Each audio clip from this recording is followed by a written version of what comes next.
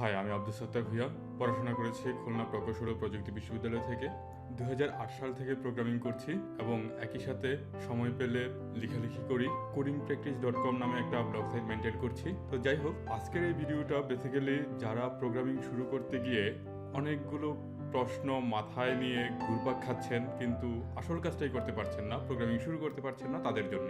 তো আমি ফেসবুকে সাধারণত যেসব প্রশ্নগুলো পাই সবগুলোকে যদি একটু ক্যাটাগরিতে ভাগ করে নেই তাহলে 3টা ক্যাটাগরিতে ভাগ করে ফেলা যায়। আমি কিভাবে শুরু করব, কোন প্রোগ্রামিং ল্যাঙ্গুয়েজটা বেছে নেব এবং কোন প্রোগ্রামিং ল্যাঙ্গুয়েজের জব মার্কেটে খুব ভ্যালু বেশি। তো আমি স্টেপ বাই স্টেপ প্রত্যেকটা কোশ্চেনের একেবারে প্রিসাইজ আনসার দিয়ে আজকে আপনার সব কনফিউশন দূর করার চেষ্টা করব, যেন আপনি এখনই নিজের সাথে বোঝাপড়া করে প্রোগ্রামিং শুরু করে দিতে পারেন এবং 6 মাস অথবা 1 বছর পর নিজেকে একটা লেভেলে নিয়ে যেতে পারেন।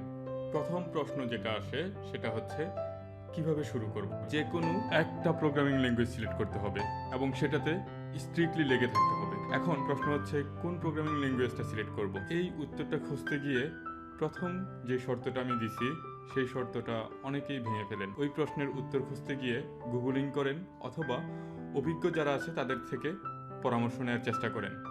তো সাধারণত অভিজ্ঞ যারা আছে তাদের থেকে বেশি পরামর্শ নেওয়া হয় যে আমি আসলে কোন প্রোগ্রামিং ল্যাঙ্গুয়েজটা দিয়ে শুরু করব। এটা সত্যিকার অর্থে যে আপনাকে বলবে যে তুমি এটা দিয়ে শুরু করো, সেও বায়াসড হয়ে বলতেছে।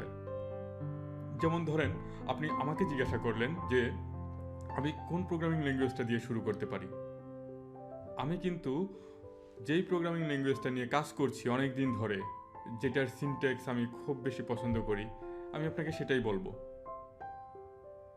তারপর আপনি শুরু করলেন, কোনো একদিন কোনো একটা আলোচনায় দেখলেন যে আরেকটা প্রোগ্রামিং ল্যাঙ্গুয়েজ নিয়ে কথা বলা হচ্ছে এবং একটা কম্প্যারিজন লিস্ট বলতেছে, যে কম্প্যারিজন লিস্টে ওই প্রোগ্রামিং ল্যাঙ্গুয়েজটা অসাম একটা প্রোগ্রামিং ল্যাঙ্গুয়েজ। আপনি আবার বায়াসড হইলেন। ধরেন আমি আপনাকে বললাম আপনি সি প্রোগ্রামিং দিয়ে শুরু করতে পারেন। আপনি শুরু করলেন, আপনি কয়েকদিন কন্টিনিউ করার পরে আবার জানতে পারলেন যে পাইথন প্রোগ্রামিং ল্যাঙ্গুয়েজটা খুবই ট্রেন্ডি একটা ল্যাঙ্গুয়েজ। এই প্রোগ্রামিং ল্যাঙ্গুয়েজের সিনট্যাক্সটা খুবই চমৎকার, ওয়েল ফরম্যাটেড কোড। আপনি আবার বায়াসড হইলেন। আলটিমেটলি আপনি যখন আবার আরেকটা প্রোগ্রামিং ল্যাঙ্গুয়েজ সুইচ করতেছেন তখন আবার শুরু থেকে বেসিক জিনিসগুলো জানতেছেন এবং একটা লেভেল পরে আপনি নেক্সট যে টপিকগুলো সেগুলো কাভারই করতে পারছেন না। আসলে সত্যি কথা বলতে এ পর্যন্ত যত প্রোগ্রামিং ল্যাঙ্গুয়েজ আছে আপনি যদি অ্যানালিস্ট করেন, হিউজ নাম্বার। প্রত্যেকটা প্রোগ্রামিং ল্যাঙ্গুয়েজের জন্য আপনি যদি একটা সিলেবাস দাঁড়া করান তাহলে বেসিক কনসেপ্টগুলো আপনি একেবারে ন্যারো ডাউন করে ফেলতে পারবেন। গনে গনে 10টা 15টা বেসিক কনসেপ্ট প্রত্যেকটা প্রোগ্রামিং ল্যাঙ্গুয়েজের সেম।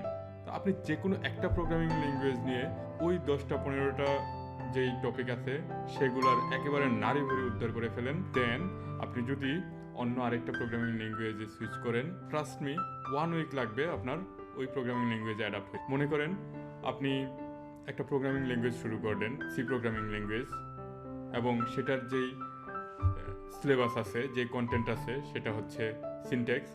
এটা সব প্রোগ্রামিং ল্যাঙ্গুয়েজের জন্যই সমান। আপনি পাইথন শিখেন, সেখানেও সিনট্যাক্স আছে। সিনট্যাক্স মানে হচ্ছে কোনো একটা প্রোগ্রামিং ল্যাঙ্গুয়েজ কিভাবে লিখে সেটাকে বলে সিনট্যাক্স। তো যে কোনো একটা প্রোগ্রামিং ল্যাঙ্গুয়েজ শুরু করতে গেলে সেটা কিভাবে লিখে সেই আলোচনাগুলো হবে, সেটাই সিনট্যাক্স।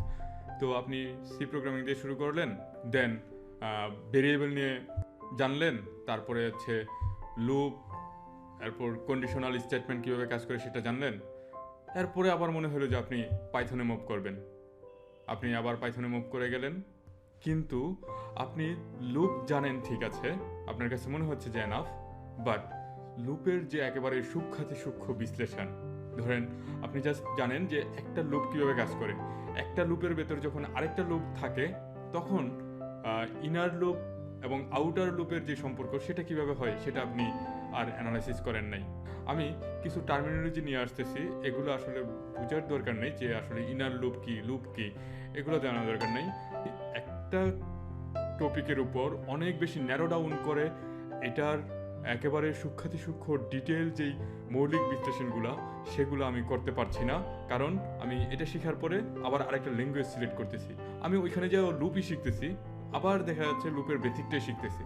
তাহলে যে প্রবলেমটা হয়, আপনি অনেক সময় দেন, অনেক এফোর্ট দেন, আলটিমেটলি একটা সময় পরে মনে হয় প্রোগ্রামিং খুবই বোরিং জিনিস, প্রোগ্রামিং মানে আমার দ্বারা হবে না। আসলে আপনার দ্বারা প্রোগ্রামিং হইতো, কিন্তু আপনি আসলে বায়াসড হয়েছেন, সবসময় বায়াসড হয়েছেন, মনে হয়েছে যে ওইটা ভালো অপশন, ওইটা ভালো অপশন। তারপরে 3 নাম্বার যে কোশ্চেনটা, সেটা খুবই ভয়ঙ্কর একটা কোশ্চেন, যে কোন প্রোগ্রামিং ল্যাঙ্গুয়েজের ডিমান্ড বেশি, জব মার্কেটে ভ্যালু বেশি।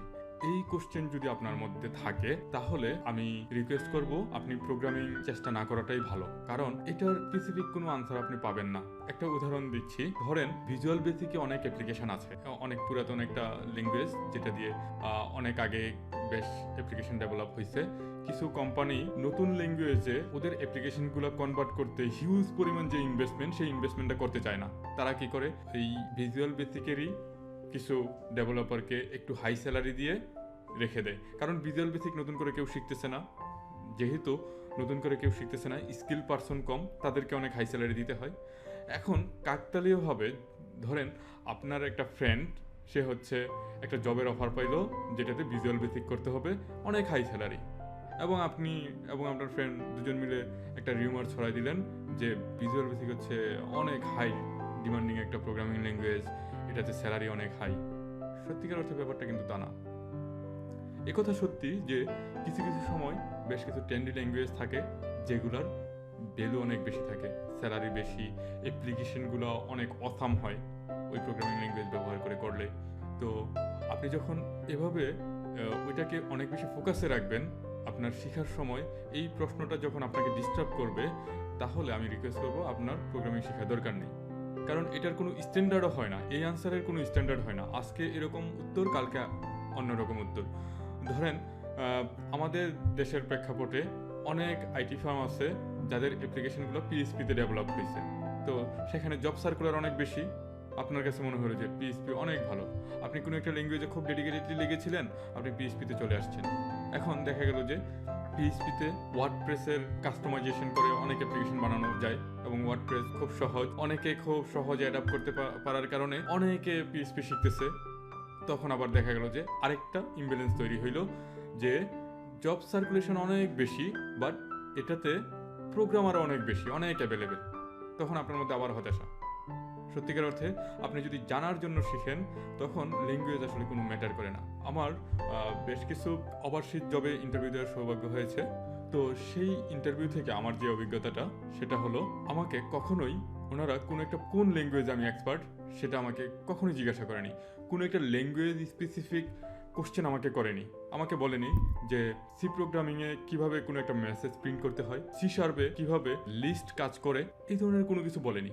তাহলে আমরা যদি একটু কনক্লুশন টানি, যারা প্রোগ্রামিং শুরু করতে চান তারা যেই কোশ্চেনগুলোর মুখোমুখি হন, সেই কোশ্চেনগুলোকে সাইডে রেখে জাস্ট দুটো কোশ্চেনের উত্তর খুঁজে আপনি ডেডিকেটেডলি লেগে থাকবেন। সেটা হচ্ছে কিভাবে শুরু করবেন আর কোন প্রোগ্রামিং ল্যাঙ্গুয়েজটা সিলেক্ট করতে হবে। কিভাবে শুরু করবেন আর কোন প্রোগ্রামিং ল্যাঙ্গুয়েজ, দুইটা বেসিক্যালি একসাথে কম্প্যাক্ট করে ফেলা যায়। শুরুর ধাপটাই হচ্ছে আপনার একটা প্রোগ্রামিং ল্যাঙ্গুয়েজ সিলেক্ট করতে হবে, তারপর সেটা নিয়ে লেগে থাকতে হবে। মনে রাখবেন, পৃথিবীতে যত প্রোগ্রামিং ল্যাঙ্গুয়েজ আছে সবগুলোর সিলেবাস এক, জাস্ট ভিন্ন ভিন্ন ফরম্যাট। আপনি যদি কোনো একটা প্রোগ্রামিং ল্যাঙ্গুয়েজে খুব এক্সপার্ট হয়ে যান, তারপরে অন্য প্রোগ্রামিং ল্যাঙ্গুয়েজে সুইচ করা আপনার জাস্ট 1 উইক 2 উইকের ব্যাপার। এ পর্যায়ে আমরা কথা বলবো কোন কোন ব্যাপারগুলোর কারণে কোনো একজনের কাছে মনে হতে পারে যে প্রোগ্রামিং আমার দ্বারা সম্ভব না, প্রোগ্রামিং খুব কঠিন জিনিস। আমরা প্রথম যেই কোশ্চেনগুলোর কথা বলেছি, 3 নম্বর কোশ্চেনটা যদি আপনাকে খুব ডিস্টার্ব করে, তাহলে সেটা মনে হতে পারে। সেটা আমি একটু ব্যাখ্যা করি। 3 নম্বর কোশ্চেনটা হচ্ছে কোন প্রোগ্রামিং ল্যাঙ্গুয়েজের জব মার্কেটে ভ্যালু বেশি। সেটার কিছু ব্যাখ্যা তো আমি দিলাম। এখন আমি বলবো যে কিভাবে আপনাকে লার্নিং পিরিয়ডটাতে এই কোশ্চেনটা আপনাকে ডিস্টার্ব করবে, আপনাকে শিখতে দিবে না। আপনি গুগলিং করবেন, আপনি জানার চেষ্টা করবেন যে এই প্রোগ্রামিং ল্যাঙ্গুয়েজগুলো হয়তো জব মার্কেটে ভ্যালু বেশি। তো আপনি জানবেন যে কাটিং এজ টেকনোলজি যেগুলো আছে, যেমন মেশিন লার্নিং, তারপর হচ্ছে রিয়েক্ট, নোড.জেএস দিয়ে যেসব চমৎকার অ্যাপ্লিকেশন বানানো হয়, সেগুলো খুব হাই ডিমান্ডিং এবং এগুলোর স্যালারি অনেক হাই।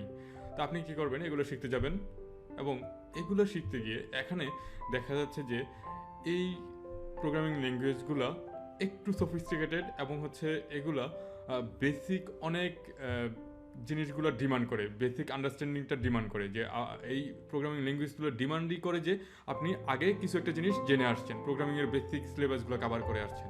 তখন আপনি ওইটা শিখতে যাবেন এবং ওইখানে যেসব টার্মিনোলজিগুলো থাকবে, যেসব কিওয়ার্ডগুলো থাকবে, সেগুলোতে হাত রাজি থাকবেন এবং আপনার কাছে মনে হবে যে প্রোগ্রামিং আমার দ্বারা সম্ভব না, প্রোগ্রামিং খুব কঠিন।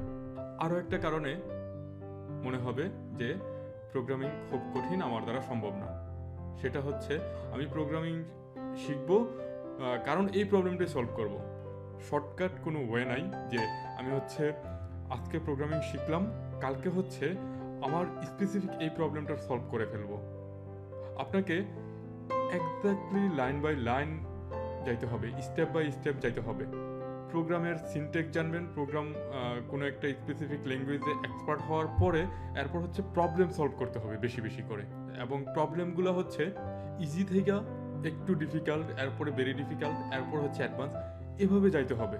এবং সেজন্য যদি চমৎকার একটা গাইডলাইন পান তাহলে আপনার লার্নিং যে কার্ভটা আছে সেটা অনেক বেশি স্ট্রেট ফরওয়ার্ড হবে, অনেক বেশি আপওয়ার্ড হবে, মানে সেখানে কোনো অ্যাব্রো থ্যাব্রো কার্ভ থাকবে না যদি আপনি একেবারে চমৎকার একটা গাইডলাইনের মধ্যে দিয়ে যান। আপনাকে যদি স্টেপ বাই স্টেপ যেই জিনিসগুলো না জানলেও আপনি অনেক চমৎকার প্রবলেম সলভ করে ফেলতে পারবেন, সেগুলোর একটা সিলেবাস তৈরি করে step by step problem solving স্কিলটা বিল্ড করে দেওয়া হয়, কিভাবে ডিবাগ করতে হয় সেটা শিখিয়ে দেওয়া হয়, তাহলে আপনি অল্প সময়ে প্রোগ্রামিংটা শিখে যেতে পারবেন। তো যাই হোক, আমি রিসেন্টলি পাইথনের উপর একটা কোর্স চালু করতে যাচ্ছি, যেটাতে একেবারে জিরো বেসিক থেকে অ্যাডভান্স লেভেলের একজন প্রোগ্রামার হওয়ার জন্য যেরকম কন্টেন্ট ডিজাইন করা দরকার, যেরকম এক্সপ্লেনেশন দরকার, যেভাবে গ্রাফিক্যাল প্রেজেন্টেশন, তারপর গল্প ইন্টিগ্রেশন সব কিছু করে সময়ে সময়ে কুইজ, তারপর প্রবলেম সলভিং সব কিছু ইন্টিগ্রেট করে একটা কোর্স তৈরি করতে যাচ্ছি, এবং যারা ইন্টারেস্টেড তারা এই কোর্সে এনরোল হতে পারেন। আমি এই ভিডিওর নিচে ওই কোর্সে এনরোল হওয়ার লিঙ্ক দিয়ে দেব।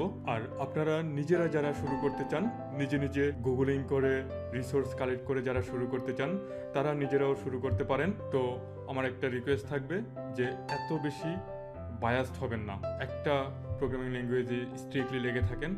তো অনেক কথা হইলো, অনেক অনেক শুভকামনা আপনাদের জন্য। যারা কোর্সে এনরোল করতে চান তাড়াতাড়ি করে ফেলেন। Happy coding.